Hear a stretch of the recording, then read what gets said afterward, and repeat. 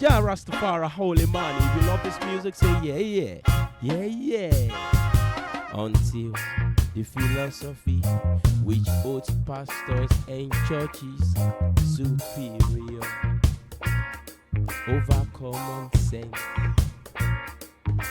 in Africa is finally and permanently discredited. And is this heaven? Everywhere. Is it heaven? Poverty in the west, poverty in the east, poverty up north, poverty down south. Hey, whoa.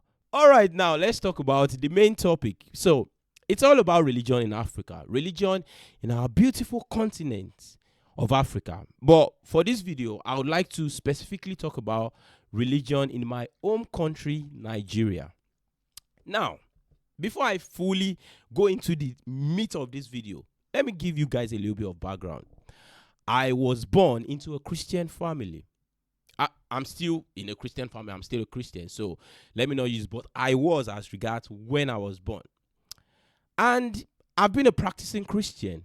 I pray. I go to church. Maybe not as often as some people would like it, but I do go to church. And I do believe Jesus Christ is my personal Lord and Savior.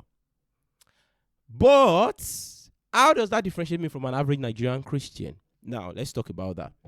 An average Nigerian Christian believes every one of their problem is spiritual.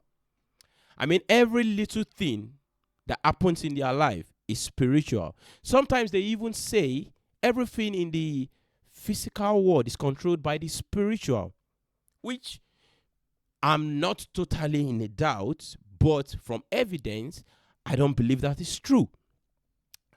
An average Nigerian believes to be successful in your exams, to be rich in life, to have good health, you need spiritual backing. And this is not just an ideology an average Nigerian just has because they were born with it. It is an ideology an average Nigerian has because their parents told them and because the pastors consistently, what word should I use? Consistently reiterate this because, of course, I always say it. That is the only reason why they are still in business. I mean, a huge number of them. That is the only reason why they are still in business. I want to make a little reason why this topic is very important.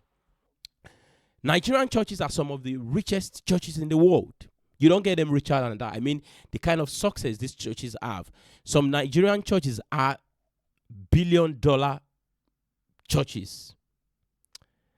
But these churches, most of the people who built these churches, are beneficiaries of Anglican schools.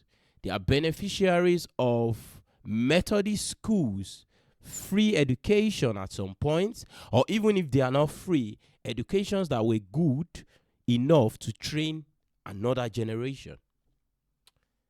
That doesn't exist in this modern Nigerian church.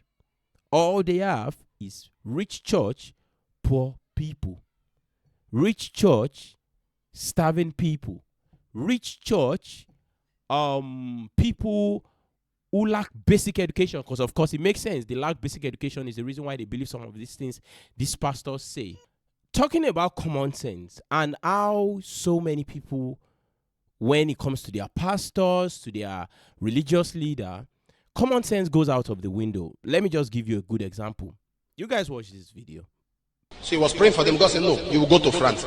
He started laughing because he didn't have documents. He said, I don't have documents. The Lord said, go. God said, go. He got to the airport. People were on the queue to present their passport, their tickets, and all. The Lord said, stay on the queue. He stayed on the queue. No document, no passport, no ticket. 6 persons more. The Lord said, enter the restroom. In Germany, enter the restroom. As he entered the restroom, the Lord said, pray. He started speaking in tongues. Praying. When he opened his eyes, the Lord said, go out. When he went out, he was walking out of France airport toilet. France. He prayed in Germany. He was walking out of you know your problem?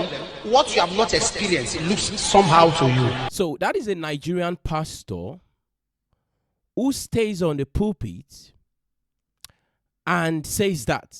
I mean, people are allowed to believe what they want to believe. And I'm not just isolating this pastor because I just maybe found a random video on the internet. It is a video, a pastor, I've seen a lot of his content and I've seen a lot of things. Because at this point, these guys are basically content creators. I've seen a lot of things he's posted online and stuff like that. And sometimes I basically think it's a skit. Because when the question is, why is it always us?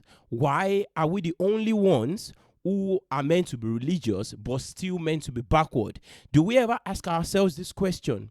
Why is our society the most religious in the world, and we stay, or our community, our society stays the poorest, stays the continent with almost the highest crime rate in the world, with the highest number of childhood mortality?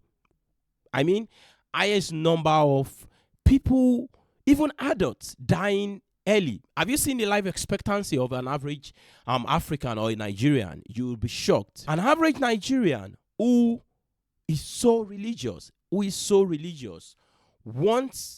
goes to church very often to pray to leave Nigeria, prays to leave a very religious country to move to a very secular country, a country where LGBTQ is promoted, and for some reason God hasn't punished them. I wish this video could be longer, to be honest. I really wish this video to be longer, but there are a lot of things I want to say, but I'm trying to be careful here. But I'm just going to try my best to say as little as possible, because I'm very sure the smart people out there, the guys who are willing to use their own common sense and not listen to what someone tells them and is ready to use the spiritual scriptures themselves, will probably understand everything I'm trying to say.